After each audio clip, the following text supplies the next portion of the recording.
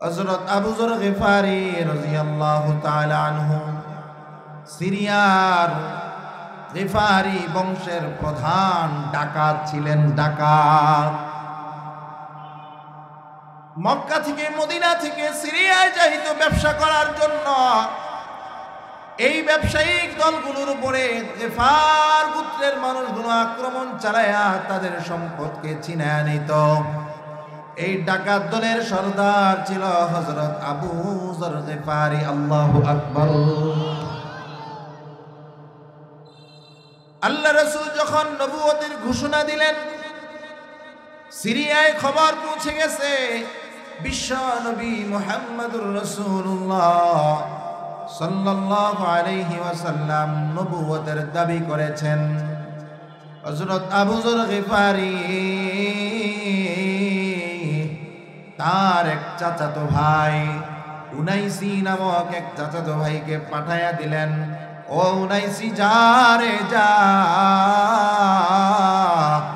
ওই যে মুহাম্মদ যে নিজেকে নবী দাবি করতেছে, ওই মুহাম্মদ কি সত্য না মিথ্যা? এ উনাইসি যা, মুহাম্মাদের সত্য মিথ্যার যাচাই করে চলে আসো।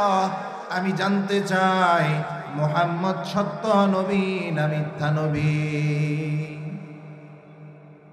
উনাইসি ছিলেন একজন বড় সাহিত্যিক, বড় কবি। উনাইসি চলে গেলেন আল্লাহর রাসূলকে পরীক্ষা করার জন্য। হযরত উনাইসি আল্লাহর রাসূলের সাথে কিছু সময় অতিবাহিত করলেন।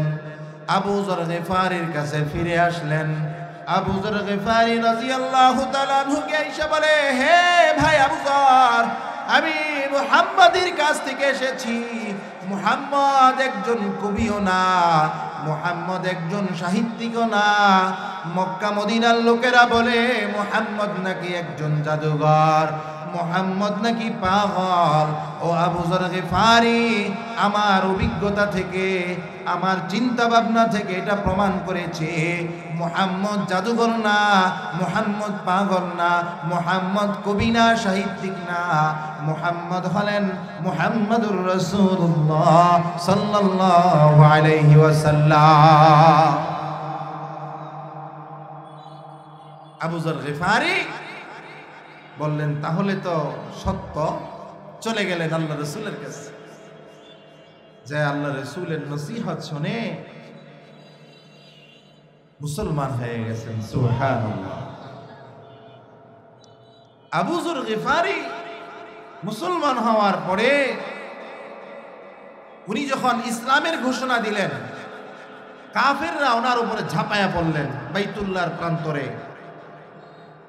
আল্লাহ রাসূল ওনাকে বললেন, আবু যর, তুমি চলে যাও তোমার এলাকায়, ওখানে দ্বীনের মেহনত করো। দ্বীনের মেহনত করে তোমার গোত্রের মানুষগুলোকে ঈমানের দাওয়াত দাও, কালেমার দাওয়াত দাও, ইসলামের দাওয়াত দাও। পাঠিয়ে দিলেন নিজ এলাকায়। আবু যর গিফারি রাদিয়াল্লাহু তাআলা আনহু নিজের এলাকায় চলে গেছেন, নিজের কওমের কাছে চলে গেছেন। চমৎকার ঘটনা হাদিস শরীফের ভিতরে আসছে। আবু যর গিফারি নিজ কওমের উপরে মেহনত করে, নিজ এলাকায় মেহনত করে ওনার গোত্রের অর্ধেক মানুষকে মুসলমান বানিয়ে দিয়েছে। সুবহানাল্লাহ। অর্ধেক মানুষ ওনার হাতে মুসলমান হয়েছে। আবু যর গিফারি আল্লাহর রাসূলের কাছে আসতেছে। আবু যর গিফারি আল্লাহর নবীর দরবারে আসবে। জিবরাইল আলাইহিস সালাতু ওয়াস সালাম আবু যর গিফারি আল্লাহর নবীর কাছে আসার আগে জিবরাইল আল্লাহর নবীর কাছে এসে উপস্থিত। আয়েশা ডাক দিয়ে বলে, ও মুহাম্মদ, আপনার দরবারে কে আসতেছে আপনি জানেন কিনা? আল্লাহু আকবার। আল্লাহ রাসূল বলে, না আমি জানি না। জিবরাইল বলে, ও মুহাম্মদ, আপনার দরবারে আবু যর গিফারি আসতেছে। সুবহানাল্লাহ বলবেন না? আমরা এমন মুসলমান, কোথায় সুবহানাল্লাহ বলতে হয় এটা বুঝি না, কোথায় সালাম দিতে হয় এটা বুঝি না, কোথায় কি বলতে হয় এটা বুঝি না। ঠিক না বে ঠিক বলেন? আল্লাহ রাসূল ডাক দিয়ে বলে, ভাই জিবরাইল, আবু যর গিফারিকে তুমি কিভাবে চিনো? আল্লাহু আকবার। আবু যর গিফারিকে তুমি কিভাবে চিনো? জিবরাইল আলাইহিস সালাতু ওয়াস সালাম বললেন, নবী, আমি জিবরাইল কেন, আসমানের উপরে সকল ফেরেশতারা আপনার সাহাবী আবু যর গিফারিকে চিনে। আবু যর গিফারিকে সবাই চিনে।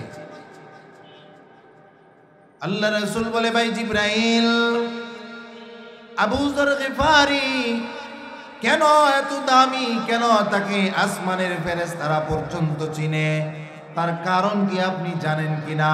জিবরাইল আলাইহিস সালাতু ওয়াস সালাম বলে, হ্যাঁ হ্যাঁ হ্যাঁ, আবু যর গিফারি আল্লাহর কাছে কেন এত দামি, আবু যর গিফারি আসমানের ফেরেশতাদের কাছে কেন এত পরিচিত, তার কারণ হলো দুইটা। কয়টা? জিবরাইল আলাইহিস সালাতু ওয়াস সালাম বলে, এক নম্বর কারণ হলো আবু যর গিফারি হলেন একজন অহংকার মুক্ত মানুষ। সুবহানাল্লাহ, ওনার ভিতরে কোনো অহংকার নাই। আবু যর গিফারি আপনার দরবারে যখনই আসে তখন সে নিজেকে সবচেয়ে ছোট মনে করে।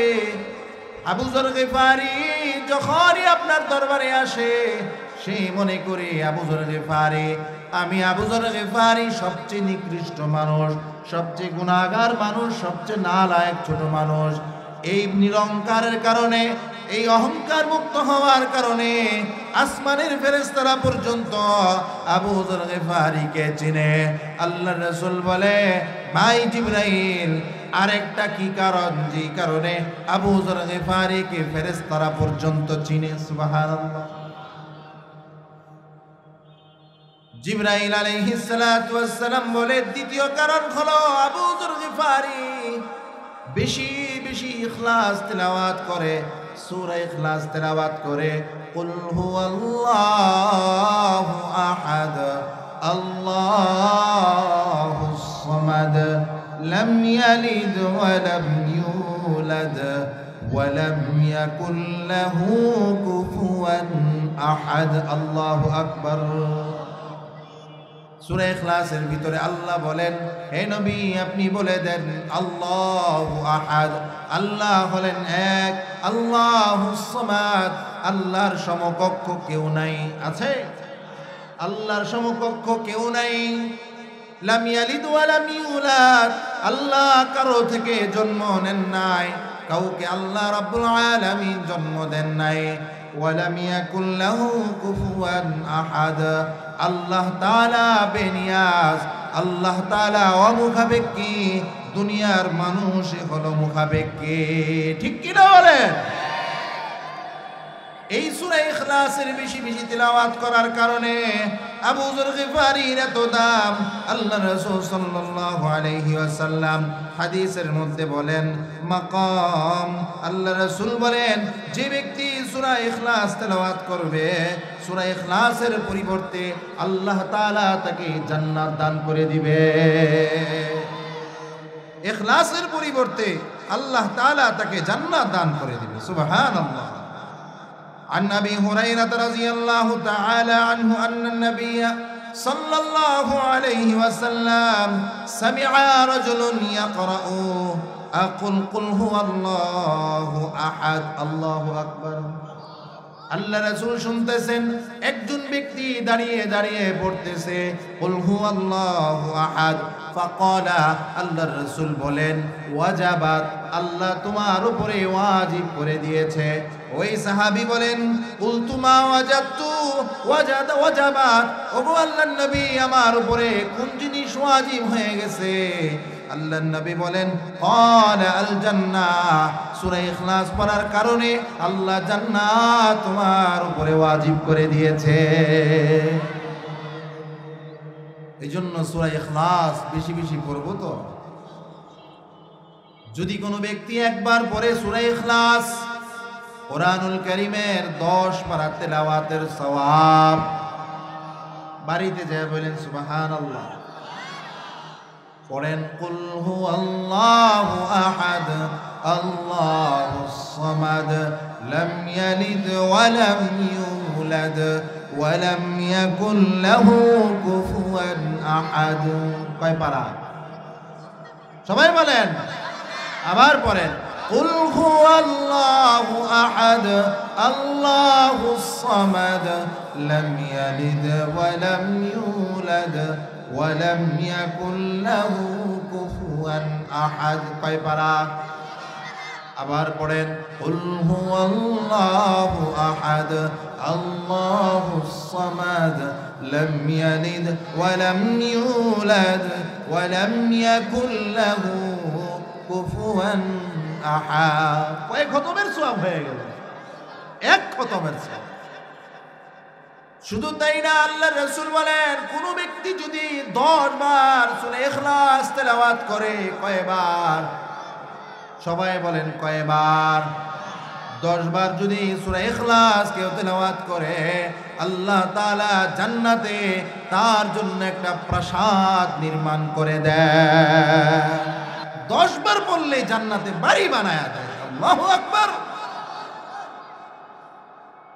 এই আবু যর গিফারিকে ফেরেশতারা পর্যন্ত চিনে দুইটা কারণে এক নাম্বার হলো আবু যর গিফারি অহংকার মুক্ত মানুষ ছিলেন দিলের ভিতরে কোনো অহংকার ছিলেন না দুই নাম্বার তিনি বেশি বেশি সূরা ইখলাস তেলাওয়াত করতেন আমরাও বেশি বেশি সূরা ইখলাস পড়ব তো ইনশাআল্লাহ কঠিন সূরা না সহজ সূরা সূরাটা সহজ কিন্তু ফজিলত অনেক বেশি এই আবু যর গিফারির একটু সংক্ষিপ্ত ইতিহাস আমরা জানলাম আবু যর গিফারি রাদিয়াল্লাহু তাআলা আনহু আল্লাহর রাসূলকে বলেন আউসিনি ইয়া রাসূলুল্লাহ ও আল্লাহর নবী আমাকে ওসিয়ত করেন আমাকে নসিহত করেন আল্লাহর রাসূল আবু যর গিফারিকে প্রথম নসিহত করলেন ইত্তাকুল্লাহ এ আবু যর গিফারি প্রথম নসিহত হলো আল্লাহকে ভয় করা এই বলেন আল্লাহ রাসূল আবু যর গিফারিকে কয়টা নসিহত করেছেন 8টা নসিহত এর ভিতরে প্রথম নসিহত হলো ইত্তাকুল্লাহ এক নাম্বার নসিহত হলো হে আবু যর গিফারি তুমি আল্লাহকে ভয় করো ফাইন্নাত তাকওয়া জিনাতুল আমাল যদি আল্লাহকে ভয় করতে পারো তোমার আমল সুন্দর হয়ে যাবে যার ভিতরে আল্লাহর ভয় আছে তার নামাজ সুন্দর যার ভিতরে আল্লাহর ভয় আছে তার যাকাত পুঙ্খানুপুঙ্খানু আদায় হয় যার ভিতরে আল্লাহর ভয় আছে সে কখনো মিথ্যা বলতে পারে না যার ভিতরে আল্লাহর ভয় আছে সে কাউকে কষ্ট দিতে পারে না চিল্লা বলে ঠিক কিনা আল্লাহর ভয় আমাদের দিল থেকে দূর হয়ে গেছে আল্লাহ রাসূল বলেন ইত্তাকুল্লাহ আল্লাহকে ভয় করো ফাইন্নাত তাকওয়া জিনাতুল আমাল কেননা তাকওয়া আমলকে সুন্দর বানায় দেয় একজন মালিক যদি কর্মস্থলে থাকে কর্মচারীরা ওই মালিকের ভয়ে ফাঁকি দিতে পারে না ওই মালিকের ভয়ে মাল কম দিতে পারে না ওই মালিকের ভয়ে সময় অপচয় করতে পারে না কারণ কর্মচারী ভালো করে বোঝে আমি যদি কাজে ফাঁকি দেই আমার চাকরি থাকবে না আমার বেতন দিবে না আমাকে আর কাজে আনবে না এই জন্য মালিক উপস্থিত থাকলে মালিকের ভয়ে কর্মচারী ফাঁকি দেয় না কর্মচারী মালিকের ভয়ে সঠিকভাবে কাজ আদায় করে তদরূপ ভাবে যদি একজন মুসলমানের দিলের ভিতরে আল্লাহর ভয় থাকে দিলের ভিতরে যদি আল্লাহর মহব্বত থাকে ওই মুসলমান কখনো নামাজ ফাঁকি দিতে পারে না কখনো যাকাত ফাঁকি দিতে পারে না কখনো সৎ কাজের আদেশ থেকে নিজেকে বিরত রাখতে পারে না কখনো অসৎ কাজে বাধা দেওয়া থেকে নিজেকে বিরত রাখতে পারে না আল্লাহর ভয় দিলের ভিতরে থাকলে আমল সুন্দর হবে আল্লাহর ভয় দিলের ভিতরে থাকলে তাসবিহ সুন্দর হবে মানুষের পরে সুবহানাল্লাহ সুবহানাল্লাহ সুবহানাল্লাহ সুবহানাল্লাহ সুবহানাল্লাহ কি পড়তেছে এখন আল্লাহর নাম নিবে স্পষ্ট বলতে হবে সুবহানাল্লাহ সুবহানাল্লাহ সুবহানাল্লাহ সুবহানাল্লাহ সুবহানাল্লাহ সুবহানাল্লাহ ও মুসলমান দুনিয়ার একজন মানুষ যদি আরেকজনের নামকে বিক্রয় বলে, একজনের সাথে আরেকজন দ্রুত গতিতে কথা বলে, ওই মানুষটা অপছন্দ করে, ওই মানুষটা বিরক্ত হয়ে যায়। দুনিয়ার মানুষের ভিতরে যদি আদত হয় আল্লাহর নাম নেব, মুহাব্বতের সাথে নেব, ইজ্জতের সাথে নেব, স্পষ্ট করে নেব, ধীরস্থির ভাবে নেব, পারবো তো ইনশাআল্লাহ? সুবহানাল্লাহ, সুবহানাল্লাহ, সুবহানাল্লাহ, আলহামদুলিল্লাহ, আলহামদুলিল্লাহ, আলহামদুলিল্লাহ, আল্লাহু আকবার, আল্লাহু আকবার, আল্লাহু আকবার। তাহলে আল্লাহকে ভয় করলে কি সুন্দর হবে, আমল সুন্দর হবে। এটা হলো 1 নাম্বার। এই কথা বলার পরে আল্লাহ রাসূলকে উনি বলেছেন আমাকে একটা নসিহত করেন। আল্লাহ রাসূল একটা নসিহতে করেছেন। এবার আবু যর গিফারি আবার বলেন, জিদনি ইয়া রাসূলুল্লাহ, ওগো আল্লাহর নবী আমাকে আরেকটা নসিহত করেন। আল্লাহু আকবার। প্রথমে একটা চাইছেন, আল্লাহ রাসূল একটা দিয়েছেন। আবার বলেন, জিদনি ইয়া রাসূলুল্লাহ, ওগো আল্লাহর নবী আমাকে আরেকটা নসিহত করেন। আল্লাহর রাসূল যাবে না। নামাজি যে ব্যক্তি হবে, কোরআনুল কারীমের সাথে যার সম্পর্ক থাকবে, কবরে যখন ফেরেশতারা আসবে, মুনকার নাকির ফেরেশতা আইসা তাকে উঠাবে। ফেরেশতা কবরের ভিতরে 2 জন ফেরেশতা আইসা তাদেরকে উঠাবে কবর থেকে। উঠানোর পরে যখন তাদেরকে বলবে মার রব্বুকা, তারা বলবে সময় কম, কোরআন পড়তে হবে। সুবহানাল্লাহ বলেন। বলবে সময় কম, ডিস্টার্ব করিও না, নামাজের সময় চলে যাইতেছে, নামাজ পড়তে হবে। সুবহানাল্লাহ বলেন। এই জন্য কোরআনের সাথে সম্পর্ক রাখতে হবে। সন্তানকে কোরআন শিখাইতে হবে। কোরআনের মহাব্বত, কোরআনের আজমত আমাদের দিলের ভিতরে আনতে হবে। আজকে মুসলমানের এই অধপতনের কারণ হলো মুসলমান কোরআন থেকে দূরে। ঠিক না ঠিক বলেন? আমি বলবো বন্ধুর ফাজিল মাদ্রাসার মাঠ থেকে ঘোষণা দেব, গোটা পৃথিবীর 200 কোটি মুসলমান যদি ফজরের নামাজ পড়ে সূরা ইয়াসিনের তেলাওয়াত করে, খোদার কসম করে বলে এই জমিনের উপরে একজন বেঈমান নাস্তিক মুরতাদ থাকবে না। এই কোরআন থেকে দূরে সরে যাওয়ার কারণে আমাদের উপরে গজব। এই কোরআন থেকে দূরে সরে যাওয়ার কারণে আমাদের ঈমান দুর্বল হয়ে গেছে। এই কোরআন থেকে দূরে সরে যাওয়ার কারণে রিজিকের ভিতরে অভাব চলে আসছে, হায়াতের ভিতরে বরকত নাই, অসুস্থতা। আমার আগে কারি সাহেব তেলাওয়াত করলেন, ওয়া নুনাজ্জিলু মিনাল কুরআনি মা হুয়া শিফা,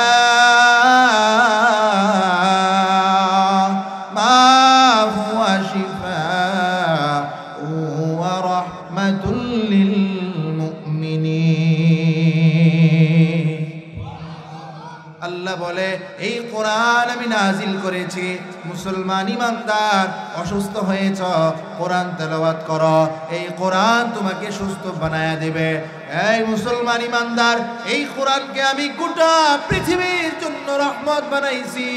এই কোরআনের সাথে সম্পর্ক করো, রিজিকের ভিতরে বরকত হবে। কোরআনের সাথে সম্পর্ক করো, হায়াতের ভিতরে বরকত হবে। কোরআনের সাথে সম্পর্ক করো, সন্তান ভালো হয়ে যাবে, সন্তান ও আপদ বিপদ মুক্ত হয়ে যাবে। এই কোরআনের সাথে সম্পর্ক করো, দুনিয়ায় আল্লাহ তাআলা সফলতা দেবে, মৃত্যুর পরে আখিরাতে আল্লাহ কোরআনের সুপারিশের কারণে বান্দাকে নাজাত দিয়ে দিবে। এই জন্য কোরআনের সাথে সম্পর্ক রাখা। আজকে দেখেন আমাদের মসজিদগুলোতে ফজরে মুসল্লি নাই। মানুষ ঘুমায় 10টায়, 11টায়, 12টায়, 1টায়, 2টায়, 3টায়। একজন ব্যবসায়ী আমাকে বলে, হুজুর মাসালা জিজ্ঞাসা করতেছে, আমি দোকান থেকে আসি 2টায়, আইসা ফ্রেশ হইতে হইতে 2:30 বেজে যায়, খাওয়া দাওয়া করতে করতে 3টা বেজে যায়।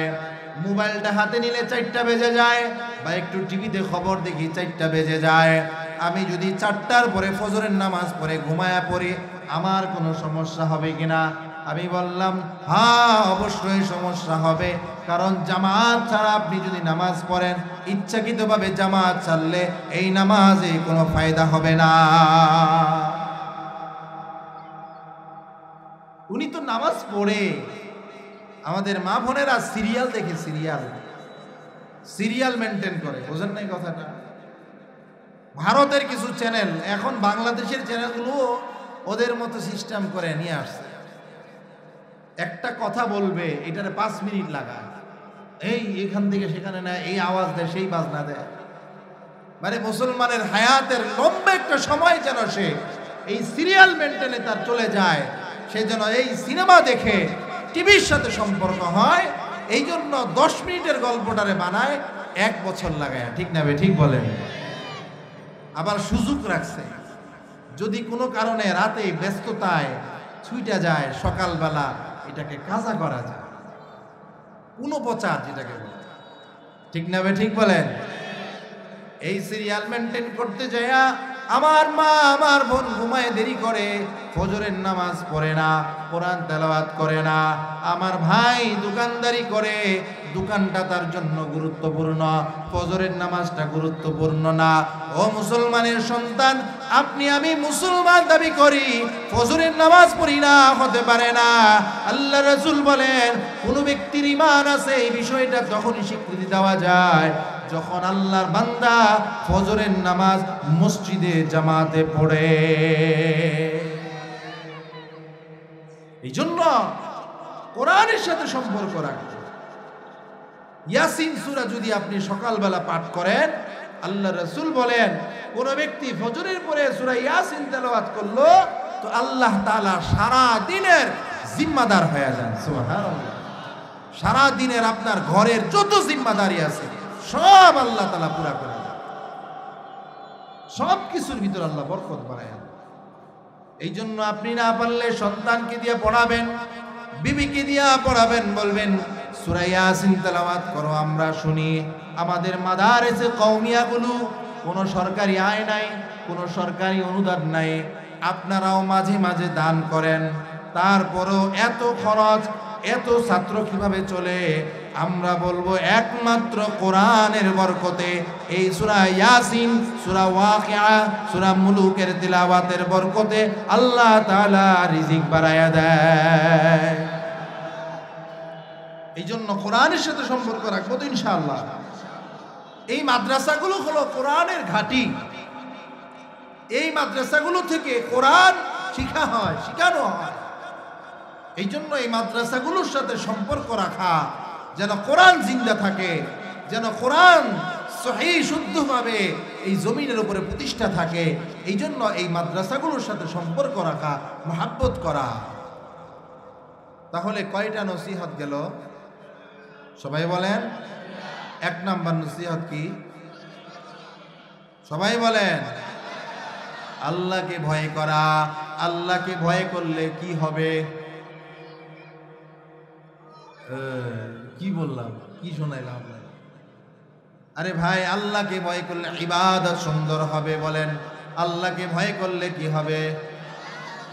আল্লাহকে ভয় করলে কি হবে? যদি ওয়াজ শুই না 2-1টা না নিয়ে যাইতে পারেন, এই ওয়াজ শুই না লাভ কি? ইমাম সাহেব চিল্লা গলা ফাটাইলো, আমরা একটু মজা নিলাম, এই বয়ানে তো কোনো কাজ নেই। 2-4টা নসিহত তো বাসায় নিয়ে যাইতে হবে ভাই। রাগ করছে? করেন গা, আমার কি, আমারটা আমি বলবো। 1 নাম্বার কি বলেন? আল্লাহকে ভয় করা। 1 নাম্বার কি? আল্লাহকে ভয় করলে কি হবে? আমল সুন্দর হবে, ইবাদত সুন্দর হবে। মনে থাকবে তো ইনশাআল্লাহ। 2 নাম্বার হলো রাত্তিলু তিলাওয়াতাল কুরআন। 2 নাম্বার হলো কোরআন তিলাওয়াত করা। কোরআন তেলাওয়াত করলে কি হবে? দুনিয়ার ভিতরে আল্লাহ সকল কাজে বরকত বাড়ায়া দিবে। মৃত্যুর পরে কোরআন আপনার আমার জন্য সুপারিশকারী হবে। এই 2টা নসিহত আল্লাহ রাসূল করলেন। আবু যর গিফারি রাদিয়াল্লাহু তাআলা আনহু বলেন, ইয়া রাসূলুল্লাহ জিদনি, আরেকটা নসিহত করেন, আরেকটা নসিহত আমাকে করেন। আল্লাহর রাসূল বললেন, ইয়া আবু আযার, হে আবু যার, উযকুরুল্লাহ যিকরান কাসীরা, বেশি বেশি করে আল্লাহর জিকির করবা। বেশি বেশি জিকির করলে কি হবে? ফাইন্না যিকরা নূর, জিকির দুনিয়ার জমিনেও নূর হবে, এই জিকির কবরেও নূর হবে, এই জিকির হাসরেও নূর হবে, এই জিকির মিজানেও নূর হবে, এমনকি জান্নাতে যাওয়ার আগ পর্যন্ত এই জিকির আপনাকে আলো দিয়া দিয়া জান্নাতে নিয়ে যাবে। যে ব্যক্তি বেশি বেশি জিকির করবে, মৃত্যুর সময় তাকে বলতে হবে না বলো লা ইলাহা ইল্লাল্লাহ, লা ইলাহা ইল্লাল্লাহ, এটা বলতে হবে না। জিকিরকারী সর্বদাই জিকির করার কারণে মৃত্যুর সময় শয়তান যখন তাকে ওয়াসওয়াসা দিবে, সে শয়তানের ওয়াসওয়াসা পাওয়ার পরেও বলবে লা ইলাহা ইল্লাল্লাহ, লা ইলাহা ইল্লাল্লাহ, লা ইলাহা ইল্লাল্লাহ।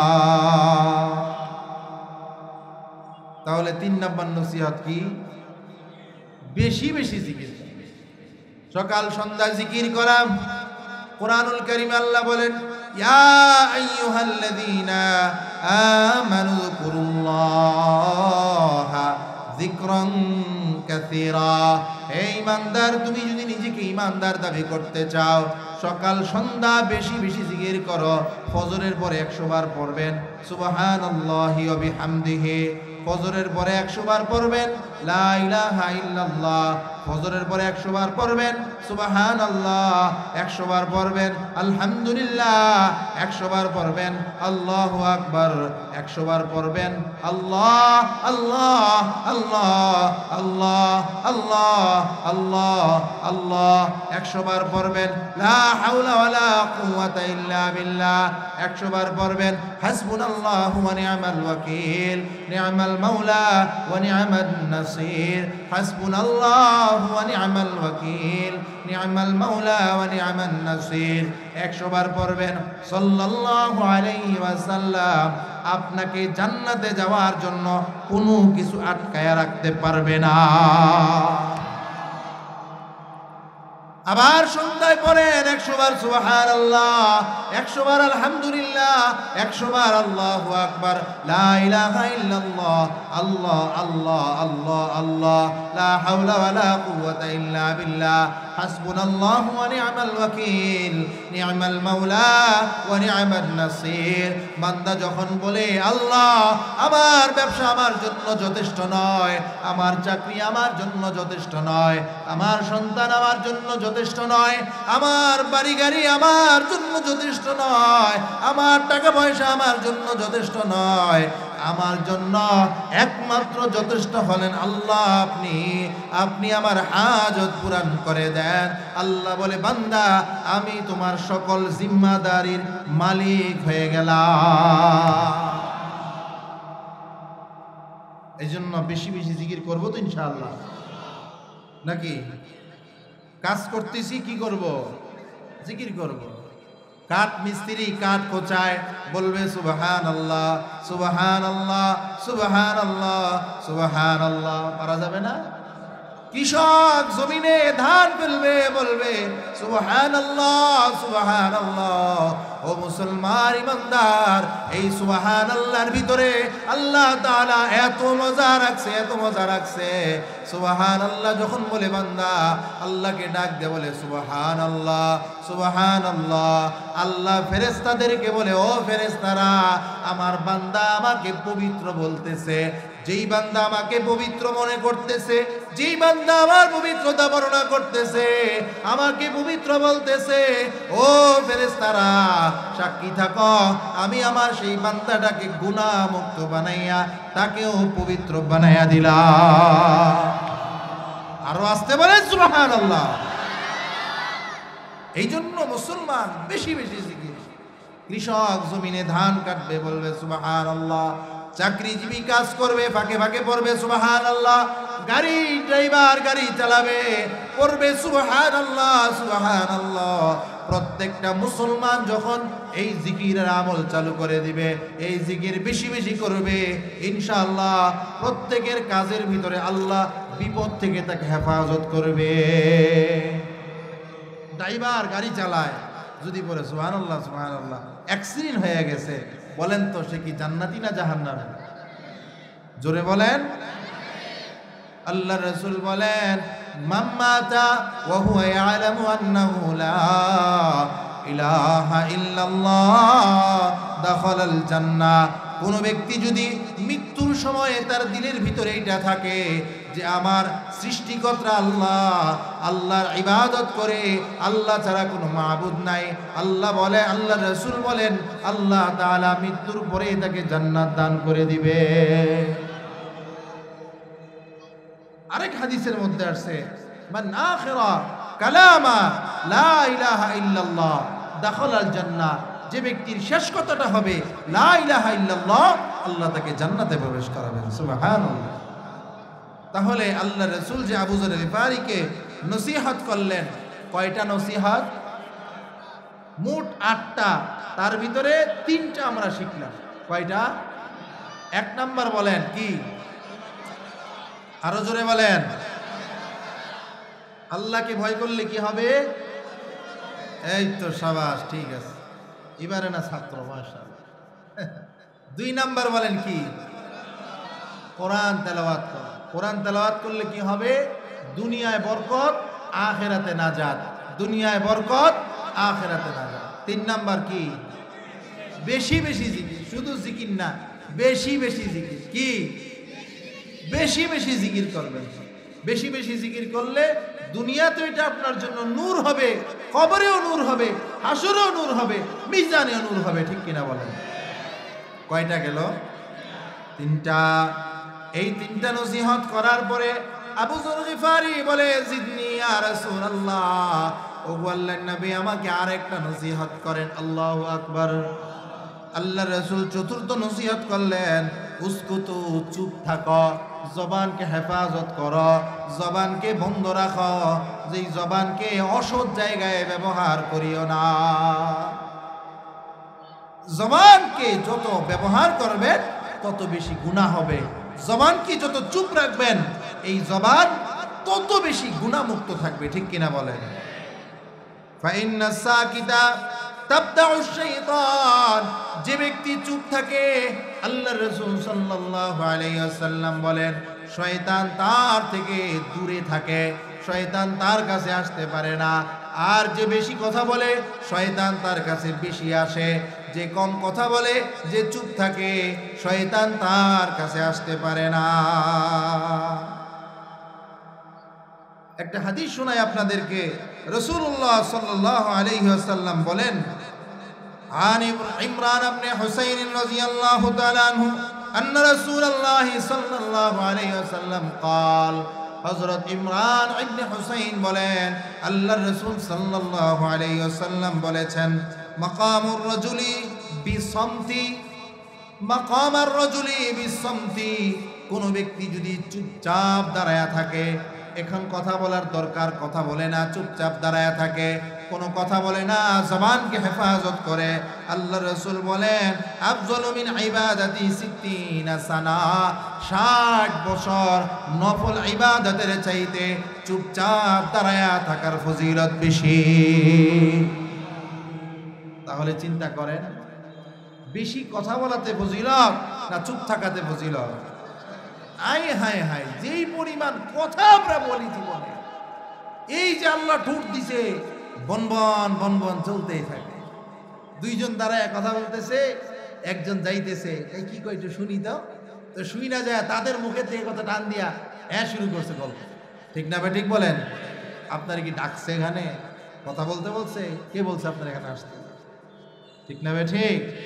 এই জন্য জবানকে হেফাজত করা ভাই, জবানকে হেফাজত করব, এই জবানের দ্বারা আমাদের অনেক গুনাহ হয়। আল্লাহ রাসূল বলেন, কোন বান্দা যদি এই জবান, এই লজ্জাস্থানের জিম্মাদারি আমাকে দিতে পারে, আমি তাকে জান্নাতের জিম্মাদারি দিয়া দেব। জান্নাতের জিম্মাদারি দিয়ে দেব। এই জন্য জবানকে চুপ রাখা, কম কথা বলা। অনেক সময় দেখা যায় কম কথা বললে মনে করে লোকটা অহংকারী, মনে করো অহংকারী, তারপরও আপনি কম কথা বলবেন। যত কথা বলবেন তত এই কথা থেকে গুনাহ ছড়াবে, মিথ্যা ছড়াবে, এই কথা থেকে মানুষের উপরে বদ আসর করবে। ঠিক না? ঠিক হবে। এই জন্য 4 নাম্বার নসিহত হলো, আল্লাহ রাসূল বলেন কথা বলবে কম, চুপ থাকবে, কারণ যে চুপ থাকে শয়তান তার থেকে দূরে চলে যায়। সুবহানাল্লাহ বলে। তাহলে কয়টা নসিহত হলো? শুনবো কয়টা? 8টা। 1 নাম্বার কি? আল্লাহকে ভয় করা। 2 নাম্বার হলো কোরআন তেলাওয়াত করা। 3 নাম্বার হলো বেশি বেশি জিকির করা। 4 নাম্বার হলো চুপ থাকা। চুপ থাকলে শয়তান আপনার থেকে দূরে থাকবে। বেশি কথা বললে শয়তান আপনার সঙ্গী হবে। শয়তানের সঙ্গী হইতে চাই কে? আসেননি কেউ? হুজুর আমি শয়তানের সঙ্গী হব। আছেন? শয়তানকে বন্ধু বানাবেন? আছেন? আল্লাহ বলে ইন্নাশ শাইতানা লাকুম আদুউম মুবিন। শয়তান হলো তোমাদের দুশমন। মানুষ দুশমনের কাছে যায় না, দুশমন থেকে দূরে থাকে। দুশমন থেকে দূরে থাকে। আল্লাহ রাসূল বলেন দুশমন থেকে দূরে থাকতে হলে জবানের হেফাজত করতে হবে। কথা বলা যাবে না, কম কথা বলতে হবে, জবানকে কন্ট্রোল করতে হবে। আল্লাহ রাসূল জিহ্বাটা টান দিয়ে দেখাইছেন অধিকাংশ মানুষ জাহান্নামে যাবে এই জিহ্বাটার কারণে। এই জন্য 4 নাম্বার নসিহত যে আমরা কম কথা বলবো, জবানকে হেফাজত করবো। পারবো তো ইনশাআল্লাহ? আবু যর গিফারি রাদিয়াল্লাহু তাআলা আনহু বলেন জিদনি ইয়া রাসূলুল্লাহ, ওগো আল্লাহর নবী আমাকে আরেকটা নসিহত করেন। আল্লাহ রাসূল সাল্লাল্লাহু আলাইহি ওয়াসাল্লাম বললেন ফালইয়াদহাকু কলিলা, ফালইয়াদহাকু কলিলা, কম কম হাসবা। কোরআনে আল্লাহ বলেছেন ফালইয়াদহাকু কলিলা ওয়া লিয়াবকু কাসীরা, কম কম হাসা, বেশি বেশি কাঁদো। ও মুসলমান ইমানদার, আমরা আল্লাহর ভয় আমাদের অন্তর থেকে চলে যাওয়ার কারণে চোখে পানি আসে না। মুনাজাত ধরলে চোখে পানি আসে না। মার কবরের সামনে দাঁড়াইলে চোখের পানি নাই, বাবার কবরের সামনে দাঁড়াইলে চোখের পানি নাই, চোখের পানি শুকায়া গেছে। মানুষ যখন গুনাহ করে, গুনাহ করতে করতে দিলের উপরে একটা কালো দাগ পড়ে যায়, আরেকটা গুনাহ করে আরেকটা কালো দাগ পড়ে যায়। এইভাবে দিলটা কালো হতে হতে একটা পর্যায়ে এমন হয়ে যায় সে শত চেষ্টা করেও 1 ফোঁটা চোখের পানি ফলাতে পারে না। 1 ফোঁটা চোখের পানি আসে। এই জন্য আল্লাহ রাসূল বলেন কম কম হাসবে, বেশি বেশি কাঁদবে। কম হাসলে কি ফায়দা? আল্লাহ রাসূল বলেন ফা ইন্নাদ দিহকা মাতাল কলব, যে ব্যক্তি বেশি বেশি হাসে তার দিল মরে যায়, তার দিল মৃত হয়ে যায়, দিল ঝং ধরে যায়। বেশি হাসলে দিল মরে যায়। কি বলেন? হাসি কি না আমরা? কি দুনিয়ার জমিনে হাসার উদ্দেশ্য হলো দুনিয়ার ভোগ বিলাসিতা, দুনিয়া পায়া খুশি থাকা, এটাই হলো হাসি। কবরের চিন্তা না আসা, এটাই হাসি। হা হা হা করে হাসতে হবে। এমন না যে আমি খুশি, দুনিয়া পাইছি, আমার বাড়ি আছে, গাড়ি আছে, এটা পাই আমি মহা খুশি। এটাই হলো এই দুনিয়ার একটা হাসি। এই জন্য যে বেশি বেশি হাসবে তার দিল মরে যাবে। 24 ঘন্টার ভিতরে কয়টা হাসি দিলেন আর কয় ফোঁটা চোখের পানি ফালাইলেন দেখেন, হিসাব করে বের করেন। অনেকে আছে এমন 1 বছরে 1 ফোঁটা চোখের পানি আসে না। আছে না নাই বলেন? অথচ 1 বছরে কত হাসি হাসছেন। একবার যদি হাসেন 3 বার চোখের পানি ফালাবেন, তাহলে এই হাসি জায়েজ। ও মুসলমান ইমানদার, আল্লাহ রাসূল বলেন ফালিয়াদহাকু কলিলা, কম কম হাসবে, কারণ বেশি হাসার দ্বারায় মানুষের দিল মরে যায়, মানুষের দিল মারা যায়। কি বলেন? চোর কার ঘরে চুরি করতে যায়? ধনী ব্যক্তির ঘরে চুরি করতে যায়, গরিবের ঘরে যায়। বোঝেন নাই কথাটা? যে গরিব যদি দরজা খুলে ঘুমায় চোরে লজ্জা পায়, ঢুকে না এর ঘরে, কীর্তি ঢুকবো এর ঘরে কিছু নাই। আর যেই ঘরের ভিতরে দামি দামি জিনিস আছে ওই ঘরে কি করে চোর ঢুকে। যার ভিতরে ঈমান আছে শয়তান তার উপরে মেহনত করে, যার ভিতরে ঈমান নাই শয়তান তার উপরে মেহনত করে না। এই যে আপনারা এখানে বসে আছেন, এটা ঈমানের পাওয়ার। কিসের পাওয়ারে বলেন? ঈমানের পাওয়ারে। আর কিছু কিছু আছে দোকানপাটে এদিক সেদিক রাস্তাঘাটে, এরা বুঝতেছে যে শয়তান এদেরকে গায়েল করে দিচ্ছে। শয়তান মাঝে মধ্যে সোহবত দেয় যে তোরে আমার দায়িত্ব দিয়ে দিলাম, এনে তুই শয়তানি কর, আমি যাই না। এই জন্য মুসলমান ইমানদার, শয়তান ইমানদারকেই ধোঁকা দিবে। আর ইমানদার শয়তানের হাত থেকে বাঁচার জন্য অস্ত্র আল্লাহ রসুল তাকে দিয়ে দিয়েছে। ঠিক না ভাই? ঠিক বলেন। এই জন্য বেশি বেশি হাসবো না বেশি বেশি কাঁদবো? বেশি বেশি কাঁদবে। হাসি জায়েজ, হাসি না জায়েজ না। হাসি যে করা যাবে না, হাসা যাবে না, এটা ঠিক না। হাসা যাবে, কিন্তু এমন না যেন চোখের পানি আসে না, শুধু হাসলাম জীবন ভর কান্না করলাম না, এমন যেন না হয়। একবার আল্লাহ রাসূল সাল্লাল্লাহু আলাইহি ওয়াসাল্লাম সাহাবায়ে কেরামদেরকে নিয়ে দস্তরখানে বসেছেন খাবার খাওয়ার জন্য। কিছু খেজুর হাদিয়া আসছে, আল্লাহ রাসূল খেজুর খান, সাহাবায়ে কেরামও খেজুর খান। আলী রাদিয়াল্লাহু তাআলা আনহু, আবু বকর, ওমর, উসমান, এইভাবে সাহাবায়ে কেরাম দস্তরে বসা খেজুর খাইতেছেন। আবু বকর খেজুর খেয়ে ওনার খেজুরের বিচিটা ওনার সামনে রাখেন, আর সকলেই খেজুর খান, বিচিটা সামনে রাখেন। আল্লাহ রাসূল সাল্লাল্লাহু আলাইহি ওয়াসাল্লাম খেজুর খেয়ে খেয়ে বিচিটা আলী রাদিয়াল্লাহু তাআলা আনহুর সামনে রাখেন। তাহলে দুইজনের বিচি এক জায়গায়, বেশি না কম? বেশি হবে না? এবার খাবারের পরে আল্লাহ রাসূল বলেন, আলী, আমি তো দেখতেছি তুমি সবচেয়ে বেশি খেজুর খেয়েছ। আহারে আলী রে, তাকায়া দেখো প্রত্যেকের বিচি কয়টা আর তোমার বিচি কয়টা, তুমি বেশি খেয়েছ। আলী রাদিয়াল্লাহু তাআলা আনহু বলেন, ইয়া রাসূলুল্লাহ, আমি মানলাম আমি বেশি খেয়েছি, কিন্তু আমি তো বিচি ছাড়া খেয়েছি, আপনি তো বিচি সহ খেয়েছেন, এই জন্য আপনার সামনে একটা বিচিও নাই। আল্লাহু আকবার। মজাক আল্লাহ রাসূলও করতেন, সাহাবায়ে কেরামও করতেন, আল্লাহ রাসূল হেসে দিয়েছেন আলী রাদিয়াল্লাহু তাআলার কথা শুনে। নবীজি হাসতেন, নবীজির হাসির যেমন সিফাত নবীজির কান্নারও তেমন সিফাত আছে। সুবহানাল্লাহ বলেন। নবীজির কান্নারও তেমন সিফাত আছে। যখন কিয়ামতের ময়দান কায়েম হয়ে যাবে, খুব খেয়াল করে শোনেন, আল্লাহ রাব্বুল আলামিন লৌহে মাহফুজকে বলবে, এ লৌহে মাহফুজ। এই লৌহে মাহফুজ কি জানেন না আপনারা? যেখানে আল্লাহ কোরআনকে পাঠিয়েছে, সপ্তম আসমানের উপর থেকে কোরআনকে আল্লাহ তাআলা লৌহে মাহফুজে পাঠিয়েছেন। আল্লাহ তাআলা লৌহে মাহফুজকে বলবেন, এ লৌহে মাহফুজ, আমি তো কোরআনকে তোমার কাছে আমানত দিয়েছি, এই আমানত আমাকে ফিরাইয়া দাও। লৌহে মাহফুজ বলবে, বুখারী শরীফের হাদিস, লৌহে মাহফুজ বলবে, ওগো আল্লাহ, আমার ভিতরে আপনি যে কোরআন আমানত রেখেছেন, এই কোরআন আমি জিবরাইল আলাইহিস সালাতু ওয়াস সালামের কাছে দিয়েছি। সুবহানাল্লাহ বলেন। আমি জিবরাইল আলাইহিস সালাতু ওয়াস সালামকে আমানত দিয়েছি। আল্লাহ তাআলা জিবরাইলকে ডাক দিয়ে বলবে, জিবরাইল, ও জিবরাইল, তোমার কাছে কোরআন আমানত রাখা হয়েছে, কোরআন আমাকে ফিরাইয়া দাও।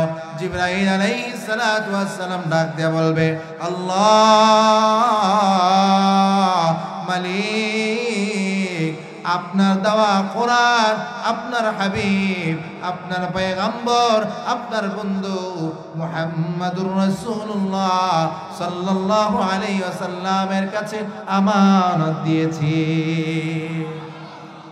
আল্লাহ তাআলা বলবে, আমার পয়গম্বর হাবিবকে ডাকো। আল্লাহ রাসূলকে ডাকবে, আল্লাহ রাসূল সাল্লাল্লাহু আলাইহি ওয়াসাল্লাম আসবে। আল্লাহ বলবে, ও পেয়ারা বন্ধু, ও হাবিব, আপনার কাছে কোরআনকে আমানত দেওয়া হয়েছে, এই কোরআন আমাকে ফিরাইয়া দেন।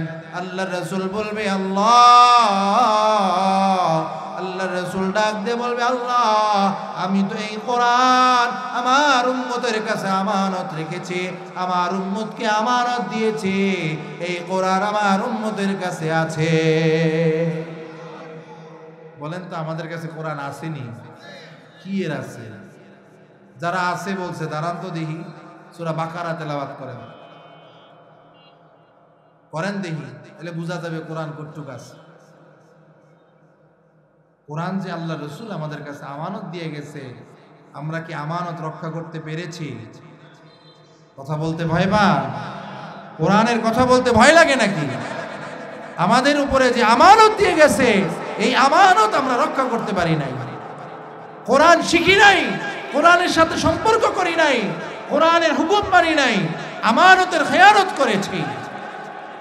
এবার যদি আল্লাহ আমাদেরকে ডাকে, আমরা কি জবাব দিতে পারবো? কথা বলেন না কেন? পারবো না। এটা আল্লাহ রাসূল বুঝেছেন।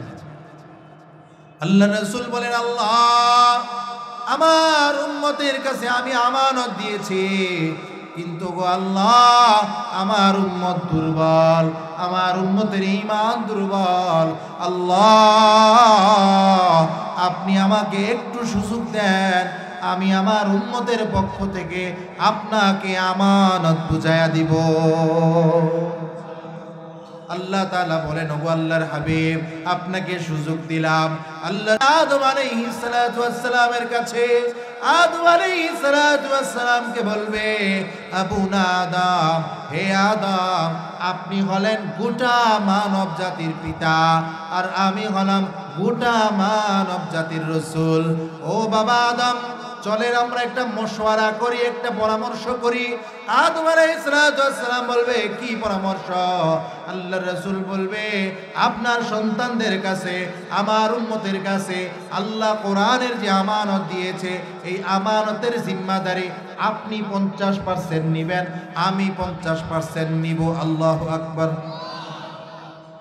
আপনি এই আমানতের খিয়ানতের 50% দোষ আপনার উপরে নিবেন, আমি মুহাম্মদ 50% দোষ আমার উপরে নিয়ে আল্লাহর সামনে হাজিরা দেব। চলেন আমরা যাই। আদম আলাইহিস সালাতু ওয়াস সালাম বলে ও মুহাম্মদ, আমাকে তুমি ঝামেলায় ফেলিও না রে মুহাম্মদ, আমি বড় বিপদে আছি, তুমি আমাকে আর বিপদে ফেলো না, আজকে আমি আমাকে নিয়ে ব্যস্ত, ও মুহাম্মদ তুমি আমাকে মাফ করে দাও। এই কথা বলার পরে আল্লাহর নবী বড় পেরেশান হয়ে যাবেন। হাদিসের মধ্যে আসছে আল্লাহর নবী দৌড়ে যাবেন তাফসিরে নূরুল কোরআনের 2য় পৃষ্ঠায় প্রথম দিকে এই তাফসীরটা এসেছে। আল্লাহর নবী সাল্লাল্লাহু আলাইহি ওয়াসাল্লাম দৌড়ে যাবেন আল্লাহ তাআলার আরশে আজিমের পায়ের নিচে সিজদায় পড়ে যাবেন, এত পরিমাণ ক্রন্দন করবেন আল্লাহর কাছে উম্মতের জন্য, উম্মতের এই আমানতের খেয়ানতের জন্য, উম্মতের গুনাহের জন্য আল্লাহর কাছে চোখের পানি ফেলবেন, সিজদায় লুটায়া পড়বেন। আল্লাহ তাআলা যখন আল্লাহর হাবিবের এই চোখের পানি দেখবেন, আল্লাহ বরদাশত করতে পারবেন না। আল্লাহ বলবেন ওয়ালা সাউফা ইউতিকা রাব্বুকা ফাতারদা। আল্লাহু আকবার।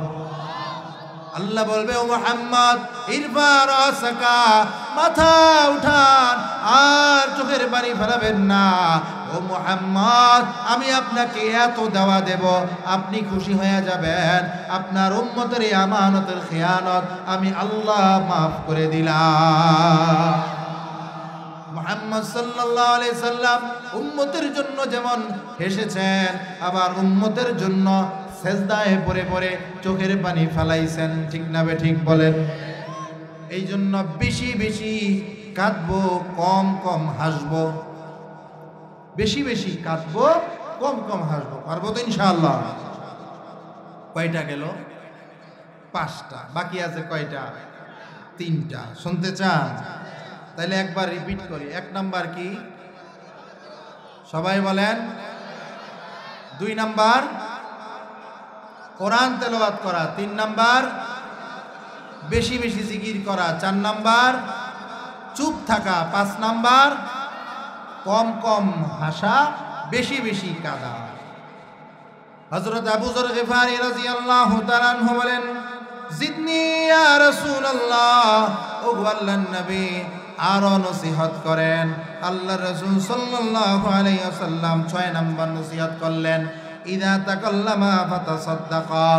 এ আবু যর গিফারি, যখনই কথা বলবে সত্য কথা বলবে, মিথ্যা কথা বলবে না।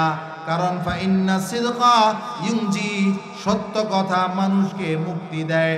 সত্য কথা বলার দ্বারায় দুনিয়ার জমিনেও নাজাত পাওয়া যায়, আখিরাতেও নাজাত পাওয়া যায়। মিথ্যা বলার দ্বারায় দুনিয়ার ভিতরে অল্প সময়ের নাজাত, কিন্তু আখিরাতে ধরা পড়ে যাবে।